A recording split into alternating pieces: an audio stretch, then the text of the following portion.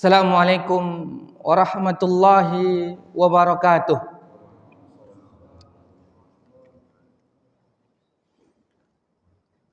Alhamdulillahi rabbil alamin. Wassalatu wassalam ala ashrafil anbiya'i wal mursalin wa ala alihi wa sahbihi ajma'in. Asyhadu an la ilaha illallah wahdah la syarika lah wa asyhadu anna Muhammadan abduhu wa rasuluh sallallahu alaihi wa ala alihi wa sahbihi wa man tabi'ahum bi ihsanin ila yaumiddin. Amma ba'du. Ma'asyiral muslimin wal muslimat rahimani wa rahimakumullah. Alhamdulillah, pujian dan sanjungan hanyalah milik Allah. Kita bersyukur atas nikmat yang Allah berikan kepada kita, terkhususnya nikmat Allah mudahkan kita datang untuk menuntut ilmu dengan siaran langsung, bukan online ataupun bukan dengan media-media yang lainnya. Karena dengan cara begitulah kita akan mendapatkan 4 keutamaan dalam hal menuntut ilmu. Syekh Saleh Ibnu Fauzan Al-Fauzan mengatakan, ketika Rasul sallallahu alaihi wasallam bersabda, "Majtama'a qaumun fi baitin min buyutillah yatluna kitaballah wa yatadarasunahu bainahum illa nazalat alaihimus sakinah wa ghasyiyatuhumur rahmah wa haffathumul malaikah wa dzakarahumullahu fiman indah." Syekh Saleh Al-Fauzan mengatakan, majtama'a qaumun fi baitin min buyutillah, ketika Rasulullah bersabda, tidaklah berkumpul satu kaum yang mereka berkumpul di salah satu dari rumah-rumah Allah, yakni minal masajid. Mereka berkumpul di masjid dalam rangka menuntut ilmu. Wa hadza fihi anna ta'limal ilmi yanbaghi ayyakuna fil masajid. Kemudian Syekh Saleh Ibnu Fauzan Al-Fauzan pun mengatakan, nah dari hadis ini kita bisa mengerti menuntut ilmu itu semestinya dilakukan di masjid secara offline ataupun secara langsung. Li'annahu tahduruhul malaikah, karena ketika kita mengadakan pengajian dan majlis taklim di masjid, bukan hanya kita saja yang datang, bahkan para malaikat pun ikut. Wa kadzalika yahduru tullabul ilmi, dan orang-orang penuntut ilmu dari kalangan manusia secara umumnya pun juga datang, wal awam, dan juga masyarakat yang lainnya. Fayastafiduna min hadhihi durus, dan kita akan mendapatkan pelajaran, kita akan mendapatkan keutamaan ketika menuntut ilmu datang di masjid 4 hal. Fahuwa baitus sakinah, yaitu Allah akan berikan, turunkan sakinah kepada kita. Allah akan berikan kepada kita ketenangan, warahmah, dan Allah juga berikan dan turunkan rahmatnya, kasih sayangnya kepada kita. Wa ma'wal malaikah, dan para malaikat juga duduk dan turun dan bertempat bersama kita. Dan Allah juga menyebut-nyebut nama kita di sisi Allah Subhanahu wa taala. Bi khilafin ma idza uqimat darsa fi ghairil masjid, berbeda halnya ketika kita belajar dan datang menuntut ilmu di tempat selain masjid. Fa innahu taqillu ahamiyatuhu, dan bisa saja nantinya sedikit pula keutamaan-keutamaan yang kita dapatkan. Wa yafqudu hadhihi sifah, bahkan 4 keutamaan tersebut tidak akan sempurna akan kita dapatkan. Bahkan juga Syekh Saleh Al-Utsaimin memberikan motivasi kepada kita. Ketika kita ingin menuntut ilmu, maka hendaklah kita datang langsung dan menuntut ilmunya pun di masjid. Karena dengan menuntut ilmu di dalam masjid ataupun di rumah-rumah Allah, itu lebih berkesan untuk diri kita. Syekh Muhammad bin Salih Al-Utsaimin menyebutkan, al-ilmu la yaktasiru talabahu fil huduri ilal kulliyat wa dirasah mawaddiha. Ilmu tidaklah kita peroleh hanya menghadiri tempat-tempat kuliah ataupun tempat-tempat seminar ilmu. Bal inna min abrakil ilmi tahsilan wa ta'thiran fin nafsi wa fil amal wal manhaj huwa ma yahsulu fil masajid. Bahkan ilmu yang paling berkah yang kita peroleh, yang kita hasilkan, dan ia sangat berpengaruh, memberikan nilai positif untuk diri kita dan untuk amal-amal soleh kita, yaitu ilmu yang kita hasilkan, kita dapatkan ketika kita belajar di masjid-masjid Allah. Fama abraku ilmil masajid, karena sungguh sangat berkah ilmu yang kita dapatkan ketika belajarnya di masjid. Li'annal masajida fiha khairun wa barakah, karena sesungguhnya di dalam masjid-masjid Allah, di rumah-rumah Allah itu terdapat kebaikan dan juga keberkahan. Bahkan di dalam hadis Rasul sallallahu alaihi wasallam mengingatkan kita dengan mengatakan, ahabbul biladi ilallahi ta'ala masajiduha wa abghadul biladi ilallahi ta'ala aswaquha. Tempat yang paling Allah cintai di muka bumi ini adalah rumah-rumahnya, yaitu masjid-masjid. Dan tempat yang paling Allah benci di muka bumi ini adalah pasar-pasarnya. Ketika kita menuntut ilmu di tempat yang paling Allah sukai, kemudian kita pelajari adalah qala Allah wa qala Rasul secara offline, secara langsung. Kemudian kita pun keluar dari rumah menuju masjid untuk menuntut ilmu. Ini adalah sebuah jihad di jalan Allah. Maka Rasul sallallahu alaihi wasallam juga ingatkan di dalam hadisnya, man kharaja fi talabil ilmi fahuwa fi sabilillah hatta yarji'a. Barang siapa yang keluar dari rumahnya menuju tempat-tempat ilmu dan ia belajar di masjid-masjid Allah, maka dicatat baginya ia sedang berjalan di sabilillah hingga ia akan kembali nanti ke rumahnya. Kaum muslimin dan muslimat yang dirahmati oleh Allah tabaraka wa taala.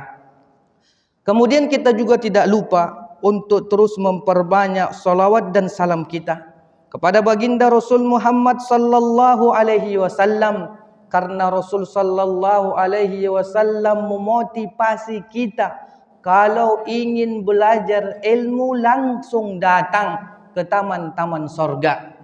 Rasul sallallahu alaihi wasallam menyebutkan di dalam hadisnya, idza marartum biriyadil jannah farta'u, apabila kalian melewati taman-taman sorga, ikutlah kalian nimbrung.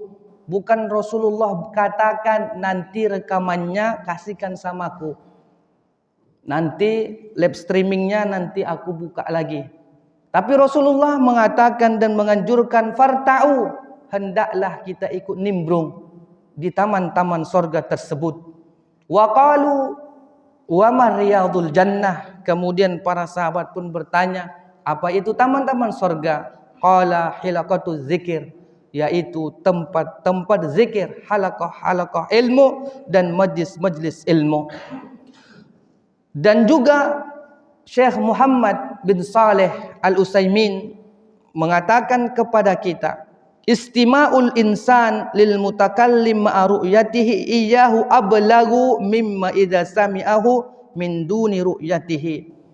Kata Syekh Muhammad bin Salih Al-Utsaimin, orang yang mendengarkan pembicara langsung dan ia langsung lihat, itu lebih mengena baginya ketimbang ia mendengarkan rekaman-rekaman ataupun mendengarkan tausiah-tausiah tanpa melihat orangnya langsung. Maka para ulama pun memberikan sebuah kaedah di dalam ilmu fikih, la yanbaghi ay yakuna bainal imami wal ma'mum fasilun yahjubuhum an ru'yatihi. Maka para ulama mengatakan tidaklah sepantasnya antara imam dan makmum itu ada pemisah yang menutup antara dirinya dan juga makmum tersebut untuk melihatnya.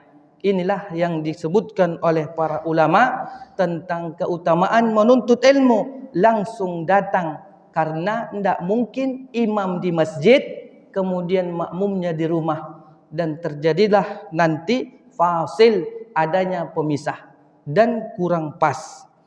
Maka dari itu kita harus terus semangat dalam hal menuntut ilmu dan mendatangi tempat-tempat ilmu.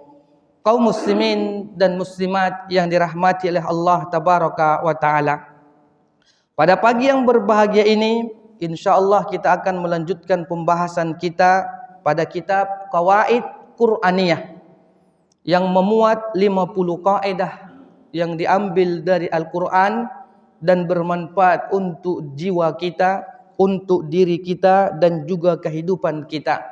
Dan kitab ini ditulis oleh Dr. Umar Ibnu Abdullah Al-Muqbil. Kita akan melanjutkan pembahasan kita pada halaman yang ke-50. Dan kita masih pada kaedah yang ke-7, yaitu kaedah yang diambil dari firman Allah Subhanahu wa taala surah At-Taubah ayat yang ke-91. Ma'alal muhsinina min sabil. Tidak ada jalan sedikit pun untuk menyalahkan orang-orang yang berbuat baik. Kemudian Dr. Umar pun mengatakan, wa minal muhimmi aidan, dan di antara yang sangat penting dari kaidah ini, wa nahnu natahaddatsu an hadhil qaidah al-Qur'aniyah, yaitu kita berbicara tentang kaidah Quran, yaitu kaidah yang ke-7, ma'alal muhsinina min sabil. Tidak ada jalan sedikit pun bagi kita untuk menyalahkan orang-orang yang berbuat baik. Alla nakhlita baina ma taqaddama wa bainal ilzamil insan bi syai'in ma, yaitu kita tidak boleh mencampur adukkan antara apa yang menjadi bentuk kebaikan seseorang dengan apa yang menjadi kebaikannya. Summa yatakhalla anhu bihujjatin annahu muhsin. Kemudian kita pun berdalih, kita pun memberikan hujjah, ia wajib menghadirkan kebaikan. Ini adalah kesalahan yang sering kita jumpai. Fa inna hadza minal fahmi al-maghlut li hadhil qaidah. Karena sesungguhnya pemahaman seperti ini adalah pemahaman yang keliru. Jadi jangan kita pernah mencampur adukkan antara apa yang menjadi bentuk kebaikan seseorang dengan apa yang menjadi kebaikan yang ia lakukan. Kemudian kita mengatakan bahwa orang yang melakukan kebaikan itu sudah tentu menjadi orang yang baik dan wajib menjadi orang yang baik. Belum tentu. Karena kesempurnaan apa yang kita lakukan itu belum bisa kita gapai kecuali nanti dengan eksperimen-eksperimen ataupun dengan melakukan terus-menerus dalam kehidupan kita ini. Yang penting intinya adalah ketika kita memiliki kebaikan, maka kerjakanlah dan jangan sampai ada di pikiran kita tunggu nanti kalau sudah sempurna semua fasilitasnya, tunggu dulu sempurna kesehatannya, tunggu dulu sempurna waktunya, baru ia pun melaksanakan dan mengaplikasikan kebaikan-kebaikan yang ingin ia laksanakan. Ini adalah hal yang salah dan pahamannya itu keliru.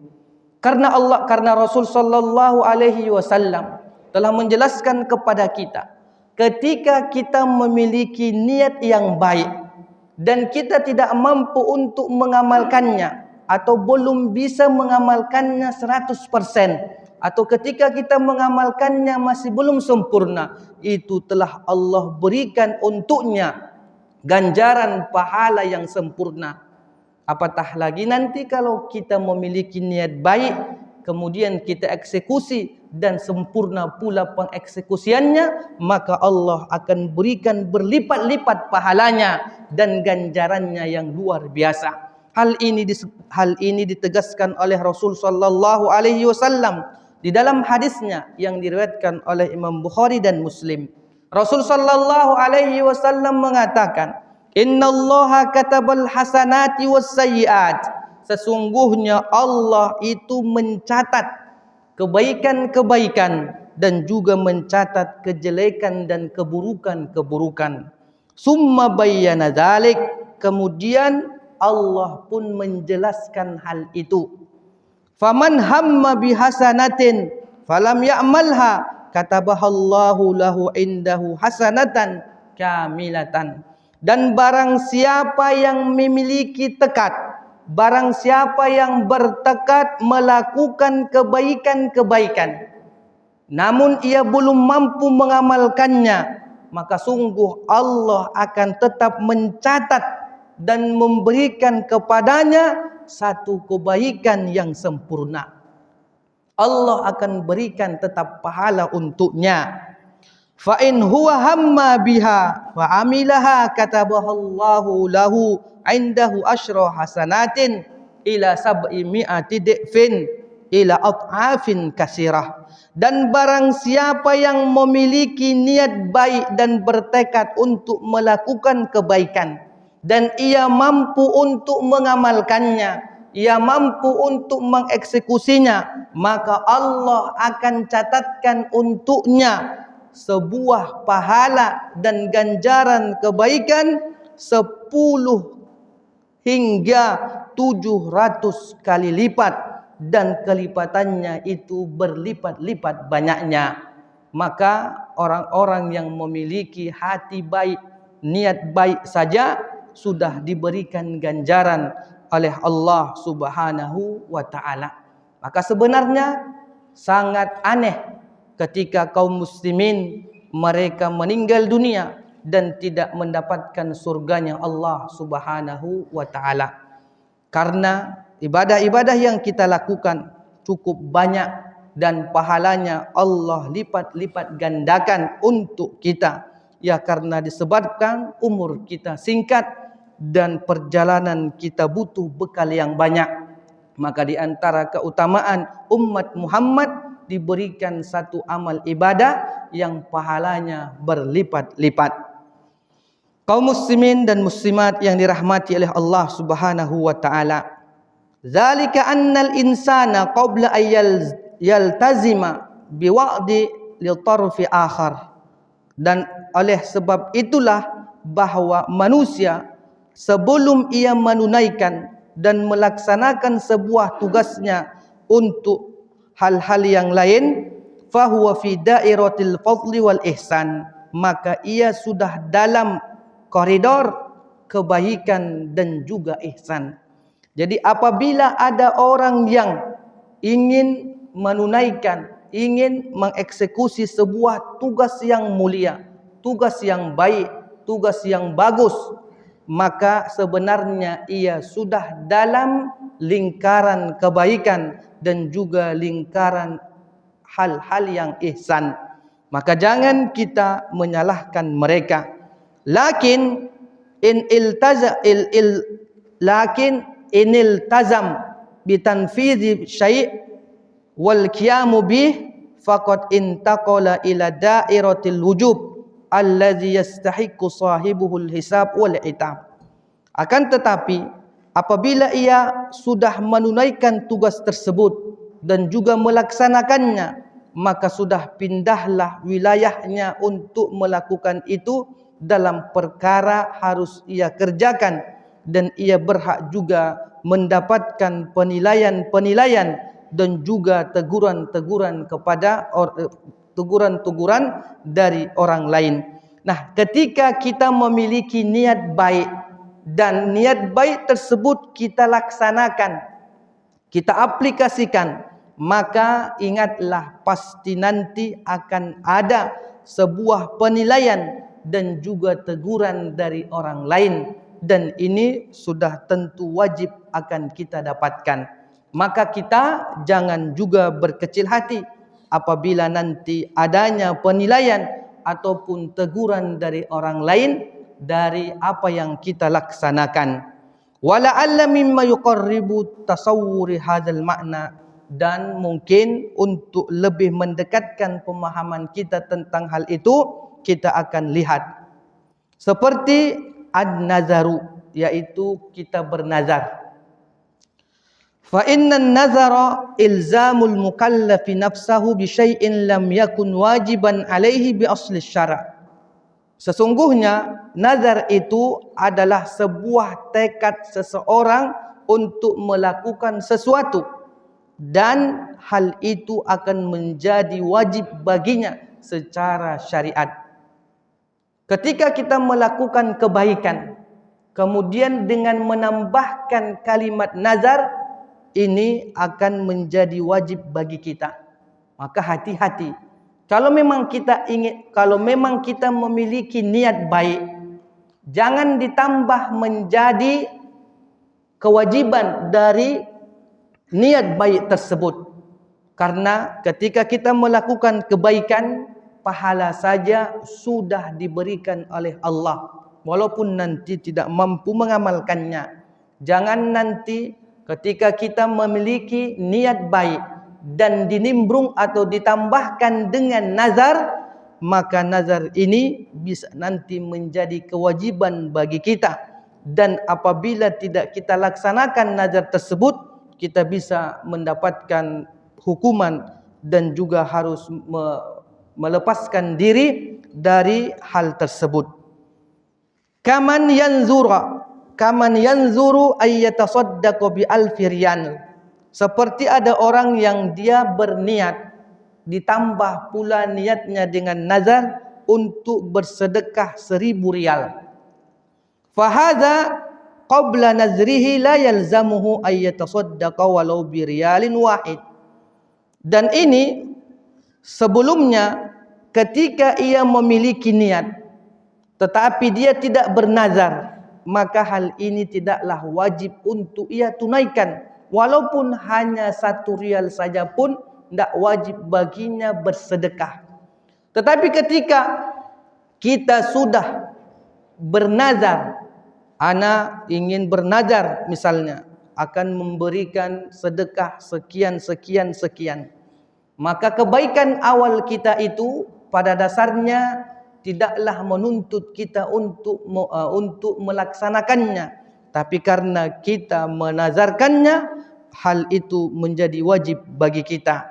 Lakinnahu lamma nazara faqad iltazama. Akan tetapi barang siapa yang sudah bernazar dengan niat-niat yang baik tersebut, maka wajiblah ia menunaikannya. Nah, ini adalah di antara hal yang tidak harus kita lakukan.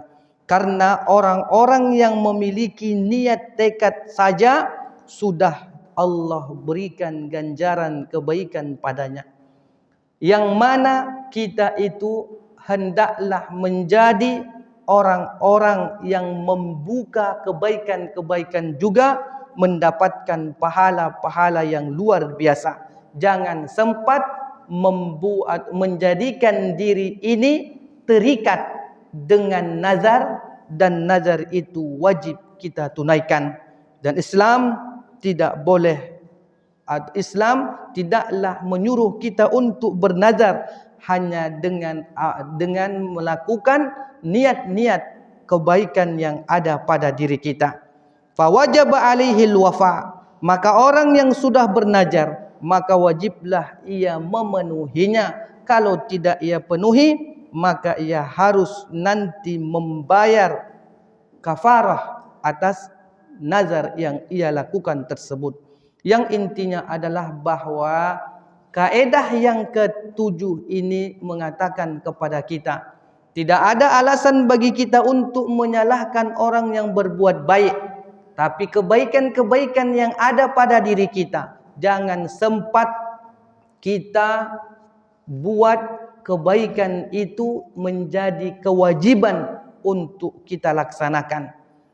Yang harusnya kita memiliki kebaikan, memiliki niat-niat yang baik. Nah, niat-niat baik ini pun haruslah kita tahu kemana arahnya, dan kita harus menjadikan niat baik ini sebagai pembuka kebaikan-kebaikan yang lainnya. Wa hakadha ma nahnu bisadadihi, dan seperti inilah yang sedang kita bahas. Wa innama nabbahtu ala hadza li anna minan nas man asaa fahum hadhil qaidah. Karena aku pun mengingatkan, kata Dr. Umar, bahwa di antara manusia itu banyak yang salah dalam memahami kaidah yang ke-7 ini. Wa tarduha fi ghairi mawdi'iha, yaitu mereka menempatkan kaidah yang ke-7 itu tidak pada posisi yang benar. Fasara zalika sababan fi wujudi nafrah baina ba'dhin nas, maka jadilah penyebab adanya nanti hal-hal yang bisa menjauhkan sebahagian manusia dari apa yang kita sebutkan. Banyak di antara kita yang mengatakan bahwa kaidah yang ke-7 ini menganjurkan kita untuk melakukan nazar. Ketika Allah mengatakan ma'alal muhsinina min sabil, tidak ada jalan sedikit pun untuk menyalahkan orang-orang yang berbuat baik ketika perbuatan baiknya itu ia niatkan hingga sampai nazar. Kalau kita sudah bernazar, berarti memang sudah wajib. Dan kalau sudah wajib, tidak bisa lagi kita menyalahkannya. Ia harus memenuhinya. Banyak juga orang yang memahami kaidah yang ke-7 seperti ini, kata Dr. Umar. Bukan seperti itu yang ia maksudkan. Artinya, kalaupun memang ada niat-niat baik kita, janganlah sampai kita bernazar untuk melaksanakan niat baik tersebut. Akan tetapi, laksanakanlah semua kebaikan-kebaikan yang ada pada diri kita. Dan mudah-mudahan dengan kebaikan-kebaikan yang ada pada diri kita itu bisa membuka pintu-pintu kebaikan yang lainnya. Dan orang-orang yang bisa membuka pintu kebaikan-kebaikan untuk orang lain, maka beruntunglah mereka. Allah jadikan mereka juru kunci kebaikan. Hal ini telah disebutkan oleh Rasul sallallahu alaihi wasallam yang diriwayatkan oleh Ibnu Majah. Rasul sallallahu alaihi wasallam mengatakan, "Inna minan nasi mafatihal lil khair." Sesungguhnya ada di antara manusia itu mereka menjadi pembuka-pembuka kebaikan. Maghaliqa lisyarr, dan menjadi penutup-penutup keburukan. Wa inna minan nasi mafatihal lil syarri maghaliqa lil khair. Namun ada juga di antara manusia itu mereka menjadi pembuka-pembuka keburukan dan menjadi penutup-penutup pintu kebaikan. Fatuba liman ja'alallahu mafatihal khair ala yadayhi. Maka sungguh beruntunglah orang-orang yang Allah jadikan ia itu juru kunci kebaikan dari tangan-tangannya. Wa wailun liman ja'alallahu mafatihasy syarr ala yadayhi. Dan sungguh celakalah orang yang Allah jadikan ia itu menjadi pembuka-pembuka keburukan. Maka kita harus menjadi orang-orang yang memiliki niat yang baik. Tapi niat baik tersebut jangan kita wajibkan dengan cara bernazar kepada Allah Subhanahu wa ta'ala. Kalau ada di antara kita yang hari ini sudah memiliki niat dari tadi malam, besok habis kajian ba'da subuh maghrib, ya ana nanti ngajak kawan-kawan lah duduk di Prata. Ya udah, tidak masalah. Tapi jangan pula harus dinazar nih, harus dinazar biar wajib dan lain-lain sebagainya. Ini tidak diperbolehkan. Kalau memang ada niat baik, ya udah kita laksanakan tanpa mengikatnya dengan permasalahan kewajiban ataupun dengan bernazar untuk mengeksekusi kebaikan-kebaikan yang ada tersebut. Yang intinya juga Islam menyuruh kita untuk tetap semangat dan kuat melakukan kebaikan-kebaikan kalau memang kebaikan itu masih ada pada diri kita. Jangan kasih kendor. Tapi bukan maksudnya untuk mengikat kebaikan itu kita pun harus bernazar. Ini juga salah. Ada niat-niat yang baik, laksanakan, lakukan dengan penuh keyakinan, dengan semangat yang membara, tapi jangan ikat ia dengan nazar yang nanti bisa menjadi wajib bagi kita. Dan hendaklah kita tetap semangat melakukan kebaikan-kebaikan ataupun potensi-potensi baik yang ada pada diri kita harus kita laksanakan dalam hal memenuhi ataupun ingin mengamalkan dan mengaplikasikan ibadah tersebut yang ada pada diri kita. Li'anna ahadat tarfain i'taqada ilzam at-tarfal akhar. Karena sesungguhnya ada sebahagian kelompok mereka itu akan menekuni sebuah kebaikan ketika kebaikan itu memang sudah menjadi wajib untuknya. Kadang ada di antara kita, ini kan enggak wajib. Ngapai pula aku laksanakan? Ini kan cuma sunnah, ini kan cuma boleh, ini kan cuma dianjurkan. Jadi dia pun malas-malasan. Padahal potensi-potensi kebaikan dan niat-niat baik itu ada padanya. Tapi untuk pengeksekusiannya datanglah waswas syaitan, datanglah bisikan-bisikan.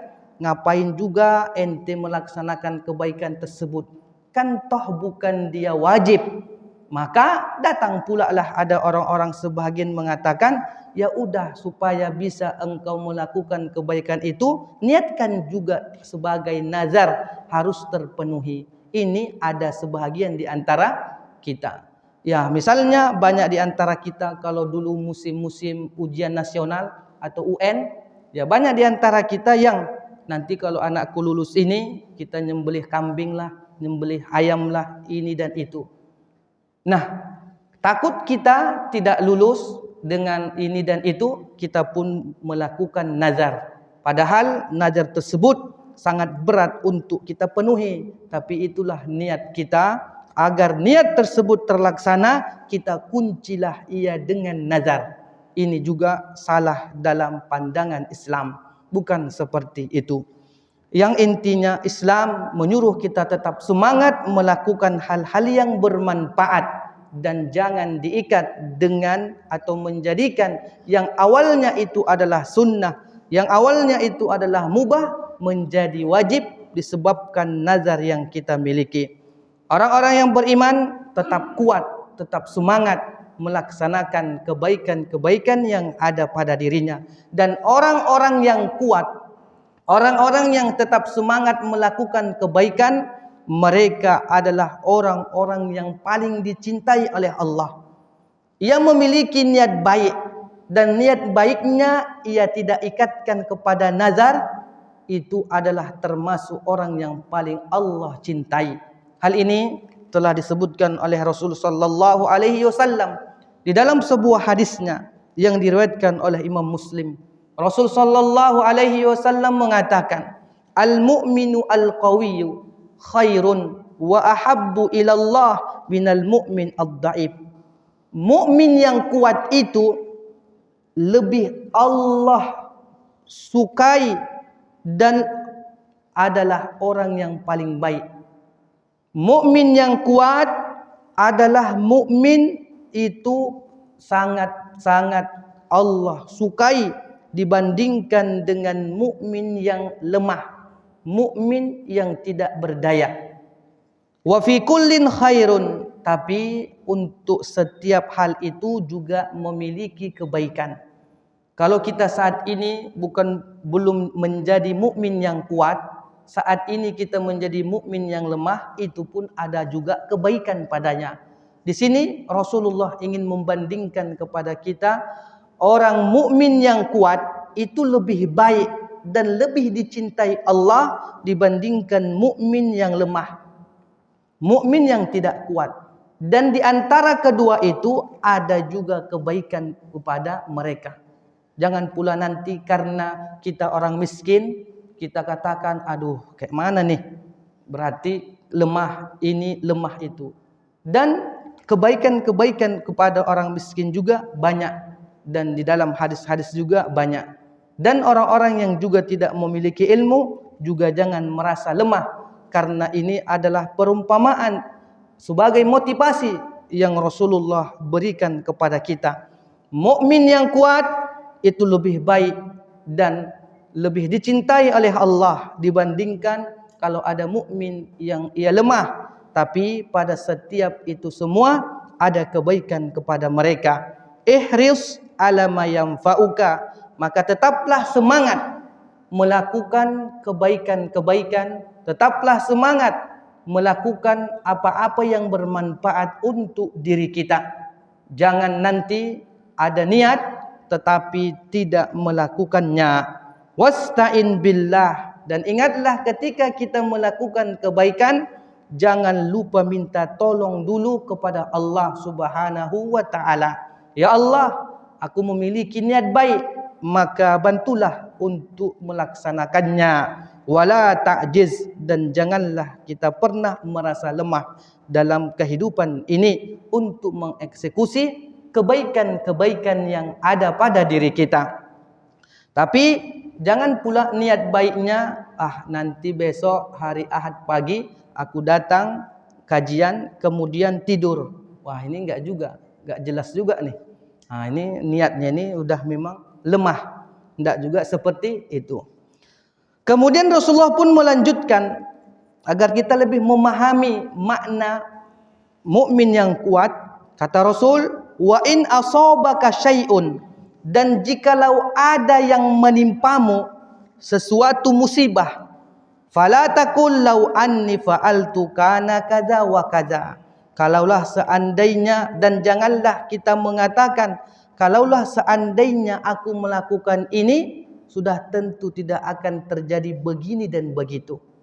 Berarti di antara tanda mukmin yang kuat juga, jangan pernah merasa menyesal dengan adanya musibah yang menimpa kita. Contohnya, besok ana niat mau ikut kajian subuh, tiba-tiba di tengah jalan tabrakan ataupun terjatuh ataupun bocor bannya. Kemudian ia pun mengatakan, aduh aku pun tadi malam udah agak-agak enggak enak perasaanku, tapi aku paksakan juga begini dan begitu. Ini sebenarnya enggak boleh. Banyak di antara kita seperti itu, dengan mengatasnamakan hati kecilku udah ngomong memang, gak usahlah, udahlah, gak inilah, gak itulah. Nah, ini tanda kita itu mukminnya masih lemah. Itu aja gak bisa kita lawan. Ya seharusnya kalau udah berbuat baik, gas saja. Apapun yang terjadi, ya itulah yang harus kita terima. Karena apa? Kata Rasul, walakin kul qadarullah wa ma syaa fa'ala. Akan tetapi katakanlah ini udah takdir Allah. Kalau Allah menginginkan sesuatu pasti terjadi. Jangan lagi banyak kalimat-kalimat yang nanti membuka pintu-pintu syaitan. Fa inna law taftahu amal syaitan. Karena sesungguhnya kalimat law, seandainya itu adalah pembuka amal-amal untuk syaitan. Betapa banyaknya kita masih melakukan hal ini. Dengan menyebutkan, dengan mengatakan, kenapa dulu aku tidak pondok pesantren, udah tua gini baru nyesal. Kenapa dulu aku di awal enggak bilang sama istri, nanti ke depannya aku mau nikah lagi supaya ada pintu kemudahan. Banyak penyesalan-penyesalan. Nah, itu di antara tanda kita masih mukminnya lemah. Maka harus menjadi mukmin yang kuat. Kalau bahasa Melayu apa itu? Kalau udah kapal itu dia teribar, pantang mundur. Apa namanya itu? Gitu-gitulah. Jadi yang penting intinya mukmin itu harus kuat. Dan apabila ada kebaikan dan ada niat-niat baik, harus ia eksekusi. Kalaupun nanti terjadi sebuah ataupun terjadi adanya penilaian, teguran ataupun catatan-catatan dari orang lain, kita tetap harus sami'na dan mendengarkan, dan juga kalau cocok kita okeykan, kalau tidak cocok kita pelajari dahulu. Fa'tamada alaihi ba'dallah, dalam memahami itu. Summa takhalla zalika at-tarfu amma iltazama. Kemudian ada juga sebahagian kelompok yang berdalil, ketika kita telah memiliki niat baik, haruslah benar dalam bertindak. Ini juga tidak 100%. Ada juga di antara kita yang mengatakan, kalau kita punya niat baik, hendaklah niat baik itu kita eksekusi dan harus benar dalam tindakannya. Kita misalnya punya program, ayolah kita buka kajian di masjid sana. Tapi kita harus begini, begitu dan begini. Dan ketika pelaksanaannya banyak hal-hal yang melanggar. Dan ini juga jangan kita katakan niat baik itu harus sempurna dalam hal pelaksanaannya, juga tidak benar. Jadi intinya ada niat baik kita eksekusi. Kalau belum sempurna, ada review, ada catatan, ada tambahan, kita ulangi, kemudian kita perbaiki hingga nanti sempurna ibadah-ibadah tersebut. Bihujjatin annahu muhsin.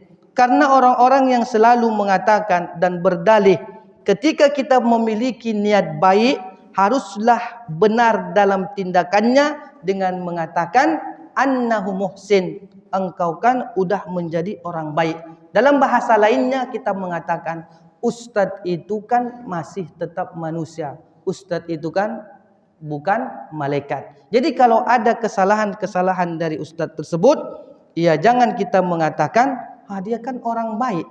Dia kan seolah-olah ustaz tersebut adalah malaikat. Ini juga salah. Fawaqa'al maqsud min babil ihsan, dan fawaqa'a khilaful maqsud min babil ihsan. Maka terjadilah kesalahpahaman tentang maksud babul ihsan. Banyak di antara kita yang salah dalam memaknai dan memaksudkan tentang babul ihsan. Bab ihsan itu kita memiliki niat baik, dan ketika ingin mengeksekusinya harus benar 100%. Ini adalah pemahaman yang tidak benar atas apa yang kita katakan itu. Maka intinya bahwa al-qaidah as-sabi'ah, yaitu kaidah yang ketujuh ini, mengajarkan kepada kita ma'alal muhsinina min sabil, tidak ada jalan sedikit pun untuk menyalahkan orang-orang yang berbuat baik. Ini adalah anjuran bagi kita. Apabila ada niat baik dan bisa diamalkan, itu adalah nilai 100 untuk kita. Namun apabila ada niat baik dan juga tidak mampu diamalkan, itu juga adalah kebaikan yang harus kita berikan nilai untuknya juga. Dan mudah-mudahan kaidah yang ketujuh ini bisa menjadikan kita lebih dewasa dalam menghadapi permasalahan-permasalahan. Apatah lagi permasalahan itu diawali dengan kebaik atau diawali niat-niat baik yang ada pada diri kita ataupun orang lain. Dan jangan saling menyalahkan ini dan itu, tapi marilah kita memberikan kritikan yang membangun untuk saudara-saudara kita. Dan mudah-mudahan setelah nanti kita bisa mengamalkan kaidah yang ketujuh, maka kita akan masuk pada kaidah yang kedelapan, yaitu wala taziru waziratun wizra ukhra. Dan seseorang itu tidaklah membebani atau tidaklah dibebankan padanya karena dosa orang lain. Jadi kaidah ketujuh menyebutkan kepada kita, kalau ada niat baik, laksanakan. Kalau pelaksanaannya tidak 100% bisa, ya udah biarkan. Karena apa? Karena kaidah yang ke-8 akan mengunci kita, akan mengajari kita bahwa kita tidak akan memikul dosa orang lain. Kita itu tidaklah memikul kesalahan-kesalahan yang dilakukan orang lain. Namun berarti bukan juga kita membiarkannya, ya udahlah, lantaklah di situ. Apa yang mau dilaksanakan, laksanakanlah. Dan aku juga kan tidak dapat dosa. Bukan juga seperti itu. Dan kaidah yang ke-8 ini pada pertemuan yang akan datang akan kita bacakan. Aku qouli hadza wa astaghfirullah li wa lakum wa lisairil muslimina wal muslimat min kulli dzamb innahu huwal ghafurur rahim. Assalamualaikum warahmatullahi wabarakatuh.